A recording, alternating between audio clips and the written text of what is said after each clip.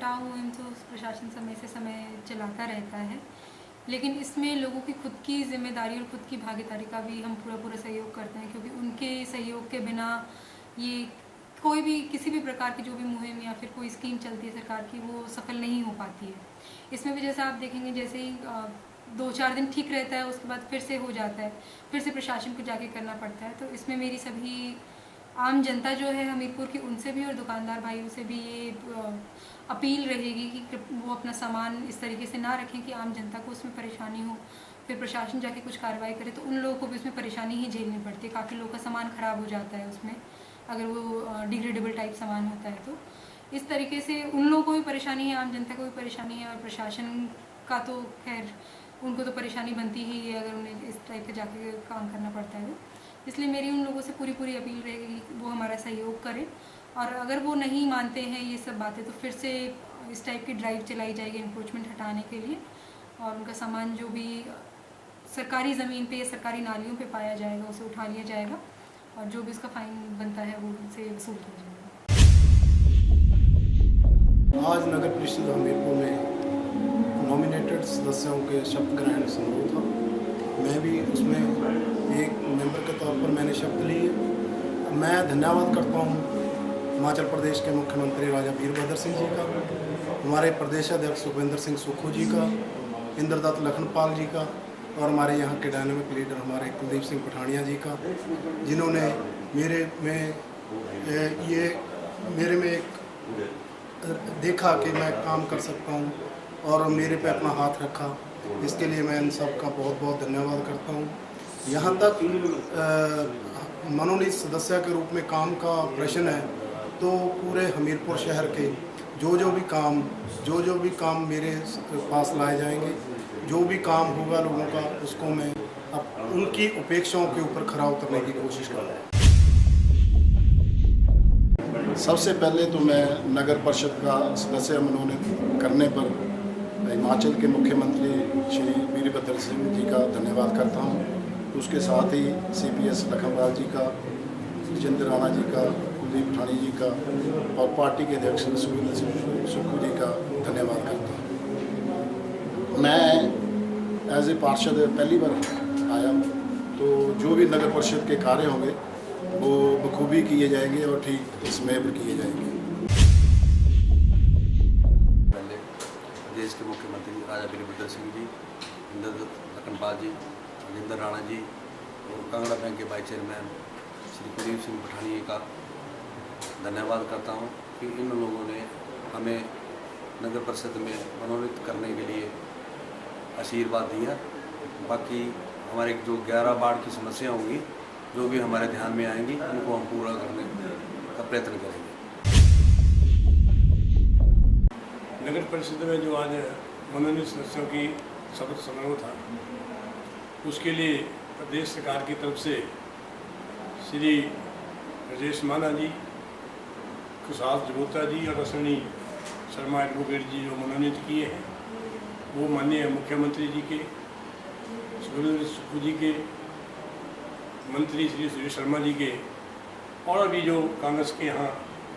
हमारे जो नेतागण हैं, CPS साहब हैं, इनके द्वारा जो माननीय मुख्यमंत्री जी को भेजे गए उनको मनोनीत किया गया है और आज उनका सब समारोह है। ये आने वाले कल में शहर के विकास के लिए, शहर के सौंदर्यीकरण के लिए और लोगों की दुख तकलीफ को दूर करने के लिए जो वो अपना भरसक प्रयास करेंगे। ये सारे पहले भी मनोनीत सदस्य रहे हैं और इस म्यूनसिपलिटी में काम करने वाले रहे हैं, तो इनको जो शहर की जो मुख्य समस्या है इनके अपने जहन में होगी, और जो भी समय पर लोगों का इनके पास काम करने के कोई आएगा तो उसके लिए प्रयासरत रहेंगे।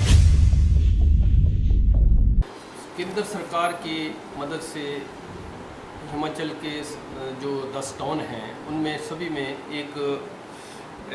राष्ट्रीय शहरी आजीविका मिशन के अंतर्गत CLC सेंटर स्थापित किया जाना है, जो कि यहाँ हमीरपुर में भुट्टा चौक के नज़दीक जो नगर परिषद का पुराना ऑफिस था उसकी बिल्डिंग के ऊपर हमने एक सेंटर स्थापित करना है। वहाँ हमने जो भी ट्रेंड लोग हैं, जैसे कोई प्लम्बर है या माली है या कोई सेल्समैन है या किसी भी किस्म का किसी ने डिप्लोमा करके रखा हुआ है, वो लोगों से हमने एप्लीकेशन आमंत्रित किए हैं। उन लोगों को हम वहाँ पंजीकृत करेंगे। उन सभी को जब पंजीकृत हो जाएंगे तो उसके बाद हमारा वहाँ जो CLC सेंटर बनेगा, वहाँ पे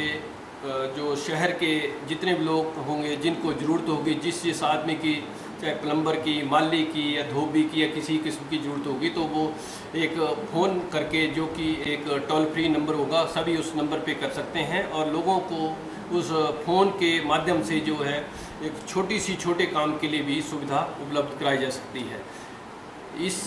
केंद्र को सेट करने के लिए 10 लाख के रुपए के लगभग जो है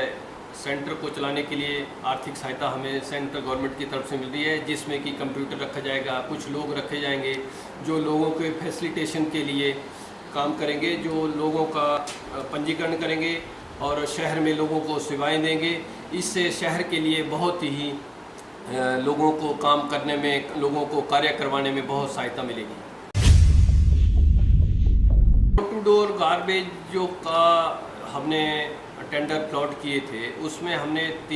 4 वार्डों का हमने काम वार्ड भी कर रखा है टेंडर। जैसे कि हमारा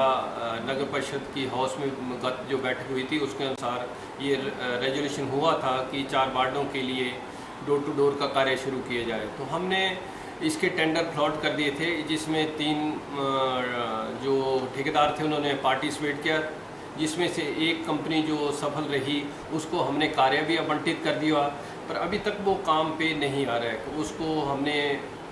कहा है कि जल्दी से जल्दी आएँ और काम भी दें। उनको हमने कुछ फैसिलिटी भी दी है कि कुछ लोगों के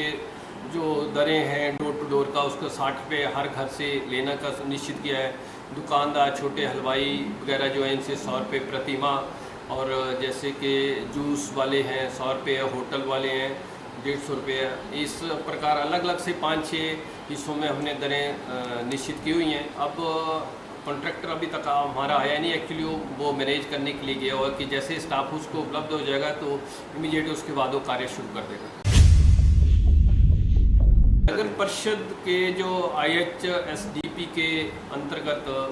72 प्लॉट्स जो मकान बनाए गए थे, वो गरीब लोगों के लिए बनाए गए थे। तो एक्चुअली जब ये शुरू में बनाए गए थे तो उस टाइम इसकी कॉस्ट जो थी लोगों को कि 1,25,000 के बीच के करीब थी, बन के तैयार होने थे। परंतु साइट की डेवलपमेंट में और बाकी कार्य के देरी होने में भी, और डेवलपमेंट में कार्य से इसकी जो कॉस्ट है वो आज की डेट में 4.5 लाख के करीब पहुंच गई है, जिसके अंतर्गत जो है इसमें जो जिनको सुविधा दी जानी है उन लोगों ने, उनको अब जो है लगभग 1 लाख रुपए जो कमेटी को उस IHSDP के अंतर्गत जो उनको आवंटित किए जाने हैं उसमें दिया जाना है, जबकि पहले उनको लगभग 25,000 रुपये दे के ही वो प्लॉट उधर। और इसके अलावा अभी एक्चुअली ये हिमुडा के माध्यम से ये प्लॉट बनाए गए हैं, तो उन्होंने अभी हमें हैंडओवर भी नहीं किए हुए हैं, क्योंकि अभी फ्लोरिंग का, वायरिंग का और बाकी रिमेनिंग काफ़ी काम जो है वो बचा हुआ है। जब तक वो हमें हैंडओवर नहीं करेंगे till then we are unable to लोगों को आवंटित नहीं कर पाएंगे। इसमें जो एज बाई माई नॉलेज और जो रिकॉर्ड में हमारे है 4.5 करोड़ रुपए जो था वो हिमुडा को हिमाचल सरकार के माध्यम से ही उनको दिया गया था।